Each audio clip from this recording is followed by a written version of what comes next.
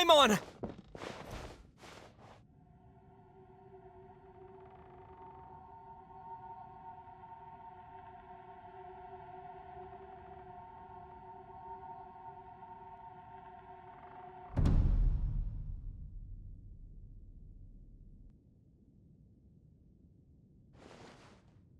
Who are you?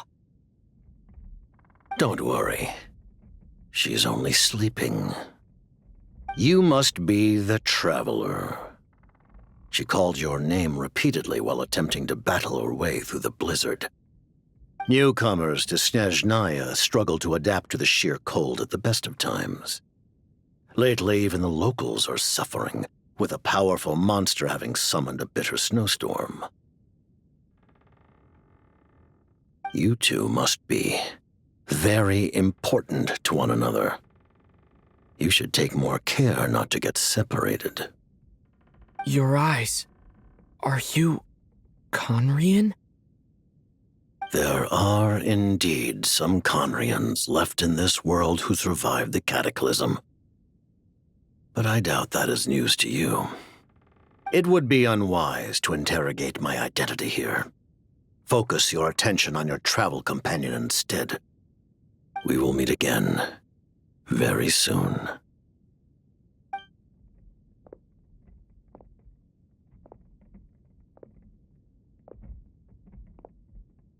The unidentified subject has now left the area.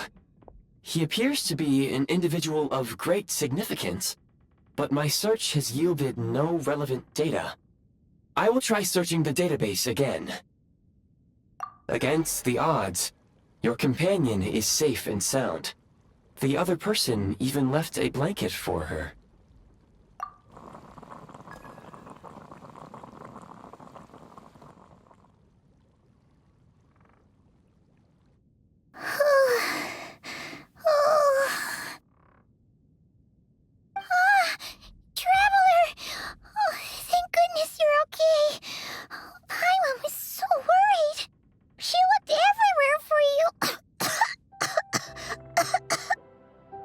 It's okay. Take it easy. Are you feeling all right?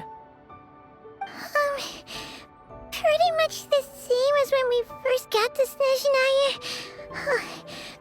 Paimon must have caught a cold. She was feeling so faint. She just couldn't keep going any longer.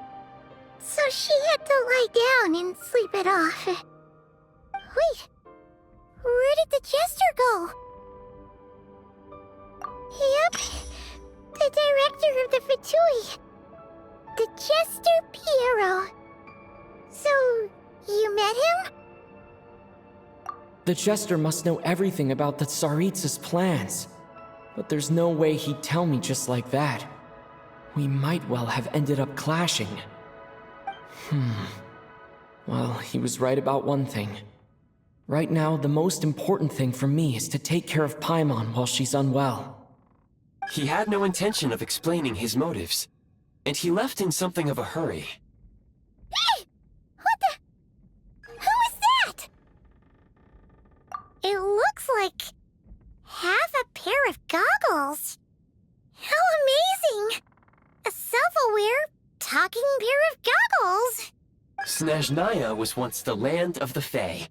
There are many ancient creations here that I'm sure would broaden your mind further still. Mind you, my database is also expanding as we speak. You must be a rare creature yourself. Oh, wow! Well, thank you so much. You've earned yourself some of Paimon's favorite candy. Oh, but by the looks of it, you probably can't eat that, can you? Goodwill detected. Instead of candy, perhaps I can suggest my preferred strategy. Please clean me regularly to keep me operating at peak efficiency. Oh, that makes sense. Every pair of goggles needs wiping clean once in a while. Sure thing, mister. Anyway, back to the Jester for a second. Paimon's still confused about something. When he first showed up, he already knew Paimon's name. And he acted like he expected Paimon to know who he was, too. Paimon could tell that he was Conrian from his eyes. And he definitely seemed like someone pretty important. But beyond that, Paimon didn't know anything about him. It was only later, after he rescued Paimon from the snow, that he properly introduced himself. That's the only reason Paimon knows he was the Jester. Oh, seems unlikely. He ran into the snow following the sound of Paimon's voice, with a really anxious expression on his face. He didn't act like someone who knew she would be here in advance. And after bringing Paimon here, he just stared out at the snow. He didn't do anything to Paimon at all. In fact, he barely said anything. Wouldn't even answer any of Paimon's questions either. Paimon didn't feel unsafe around him, and he didn't seem to have any ulterior motives. For all we know, he might have just ignored Paimon's questions so she'd give up and go to sleep. Please allow me to interrupt.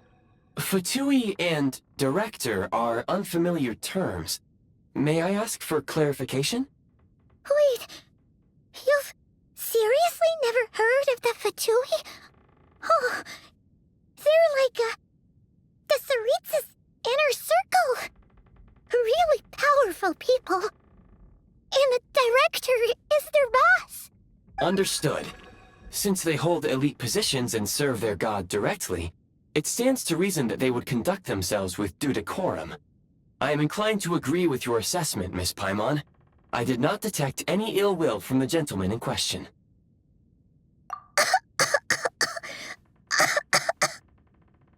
Sorry, I shouldn't have encouraged you to talk so much. Paimon, new plan. Let's get out of Snezhnaya for now. We can come back after the weather clears up and you're all better. The Jester mentioned that this snowstorm, being the work of a monster, is worse than most. Even if we made it to Snezhnagrad, we'd still have to wait out the storm before we could do any exploring. Oh, well, it's really nice of you to look out for Paimon, but she doesn't want to hold you back. We were really psyched up for this journey when we first set off. Just think of all the burning questions we have. If we turn back now, who knows how long it'll take before we finally get answers. Further information is required regarding the monster situation. But objectively speaking, there is another, more pressing issue at hand. At this point, we have traveled a significant distance into the blizzard. Were we to turn back now, the road would be extremely treacherous, especially since we would need to travel on foot. If, however, we continue onward, there may be a better solution. Do you remember what I said as we neared this location? I told you that this is a train station. While it has evidently fallen into disuse for unknown reasons, the tracks remain intact. We can break through the blizzard and forge ahead by driving a train. That is the Snezhnayan way. There is a small town up ahead, which would be the perfect place for Miss Paimon to rest and recover. Paimon thinks Goggles here makes a great point. Let's do that. Oh, come on. Don't worry. Think of all the traveling we've done so far. When has Paimon ever gotten sick before? Practically never. 'Cause she's in great shape. Sure, she's a little tired right now, but it's sure to clear up on its own. Affirmative. Should you ever need my assistance during your future adventures, please call for the Eye of Graeae whenever you wish. Otherwise, I will remain silent to avoid causing any unnecessary distraction. Now, please follow me to the train tracks.